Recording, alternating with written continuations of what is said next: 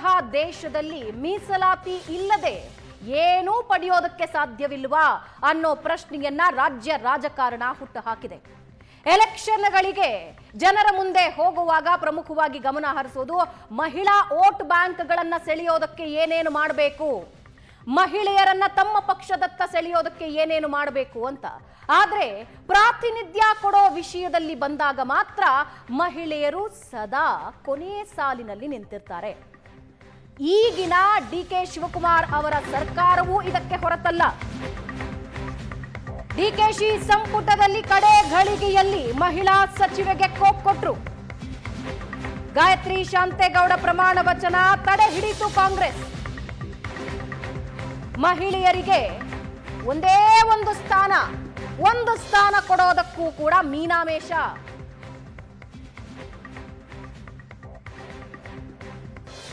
ಜಾತಿ ಪರಿಷತ್ ಕಾರಣ ನೀಡಿ ಕಡೆ ಘಳಿಗೆಯಲ್ಲಿ ಪಟ್ಟಿ ಬದಲಾವಣೆಯಾಯಿತು. ರಾಜ್ಯ ಸರ್ಕಾರದ ನಡೆ ವಿರುದ್ಧ ಬಿಜೆಪಿ ನಾಯಕರು ಸಿಡಿದೆದ್ದಿದ್ದಾರೆ.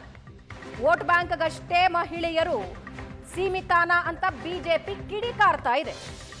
ಯಾವುದೇ ಸರ್ಕಾರ ಇರಲಿ, ಕಾಂಗ್ರೆಸ್ ಇರಲಿ, ಬಿಜೆಪಿ ಇರಲಿ, ಜೆಡಿಎಸ್ ಇರಲಿ, ವೋಟ್ ಬ್ಯಾಂಕ್ ಅಂದಾಗ ಪ್ರಣಾಳಿಕೆಗಳಲ್ಲಿ ಮಹಿಳೆಯರನ್ನ ಫೋಕಸ್ ಮಾಡಬೇಕು ಅನ್ನುವ ರಾಜಕೀಯ ಪಕ್ಷಗಳು ಅಧಿಕಾರ ನೀಡುವಾಗ ಮಾತ್ರ ಮಹಿಳೆಯರಿಗೆ ಪ್ರಾತಿನಿಧ್ಯ ನೀಡಬೇಕು ಅಂತ ಯಾಕೆ ಯೋಚಿಸೋದಿಲ್ಲ?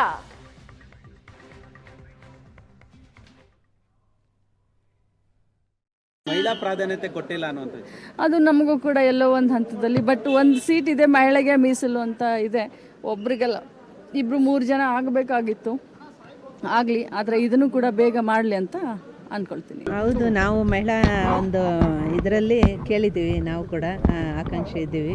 ಪಕ್ಷ ವಹಿಸಿದಂಥ ಎಲ್ಲ ಜವಾಬ್ದಾರಿಗಳನ್ನು ಅವರು ಪ್ರಾಮಾಣಿಕವಾಗಿ ನಿರ್ವಹಿಸಿರ್ತಕ್ಕಂಥ ಒಂದು ಆಧಾರದ ಮೇಲೆ ನಾವು ಇವತ್ತು ಸಚಿವ ಸ್ಥಾನವನ್ನು ಕೇಳಿದ್ದೀವಿ. ಈ ಒಂದು ಸ್ಥಾನ ಖಾಲಿ ಇದೆ, ಇದೆಯಾ ಮೇಡಮ್ ನಿಮಗೆ? ಯಾಕಂದ್ರೆ ಅಲ್ಲ, ಮನವಿ ಮಾಡ್ಕೊಂಡಿದ್ವಿ, ಹೈಕಮಾಂಡ್ಗೆ ಬಿಟ್ಟು ವಿಚಾರ. ಸಿದ್ದರಾಮಯ್ಯನವ್ರನ್ನ ಭೇಟಿ ಮಾಡಿದ್ರ ಮೇಡಮ್? ಹೌದು, ಸಿದ್ದರಾಮಯ್ಯನವ್ರು ಕೂಡ ಭೇಟಿ ಮಾಡಿ ಎಲ್ಲರಿಗೂ ಭೇಟಿ ಮಾಡಿ ನಾವು ಮನವಿ ಮಾಡಿ, ಮಹಿಳೆಯರಿಗೆ ಇವತ್ತು ಸ್ಥಾನಮಾನ ಕೊಟ್ಟಿಲ್ಲ, ನಾವು ಆ ಆಧಾರದ ಮೇಲೆ ಕೇಳಿದ್ವಿ. ಇಲ್ಲಿ ಮಹಿಳೆಯರಿಗೆ ಯಾವ ಕೋಟ ಅಂತೇಳಿ ಬರಲ್ಲ, ಒಟ್ಟು ಒಬ್ಬ ಮಹಿಳೆಗೆ ಅಥವಾ 2 ಮಹಿಳೆಯರಿಗೆ ಸ್ಥಾನಮಾನ ಕೊಡಬೇಕು ಅನ್ನೋದು ಇದೆ. ಅದರ ಆಧಾರದ ಮೇಲೆ ನಾವು ಕೇಳಿ, ನಾನು ಆಕಾಂಕ್ಷೆ ಆಗಿದ್ದು ನಿಜ, ಈಗ ಉಪಸಭಾಪತಿಗೆ ಅವಕಾಶ ಕೊಟ್ಟಿರೋದು ನಿಜ. ಇವೆರಡರ ಮಧ್ಯೆ ಮತ್ತೆ ನನಗೆ ಅವಕಾಶ ಮಾಡಿಕೊಡ್ಬೋದು ಅನ್ನೋ ನಿರೀಕ್ಷೆ ಇದೆ. ಅದರ ಮೇಲೂ ಪಕ್ಷ ಏನು ತೀರ್ಮಾನ ಮಾಡುತ್ತೋ ಅದನ್ನು ನಾನು ಸ್ವೀಕಾರ ಮಾಡಲೇಬೇಕಾಗತ್ತೆ. ಪಕ್ಷದಲ್ಲಿ ದುಡಿದಿರ್ತಕ್ಕಂಥದ್ದು, ನಿಷ್ಠೆಯಿಂದ ಕೆಲಸ ಮಾಡಿರ್ತಕ್ಕಂಥದ್ದು, ಇದಕ್ಕಿಂತಲೂ ಇನ್ನೇನು ಬೇಕಾಗಿರುತ್ತೆ ನಿಮಗೆ? ನಾವೊಂದು 3 ಸಚಿವರು ಕೊಡಬಹುದು ಅಂತ ಬಹಳ ನಿರೀಕ್ಷೆ ಮಾಡಿದ್ವಿ, ಕೇಳಿದ್ವಿ.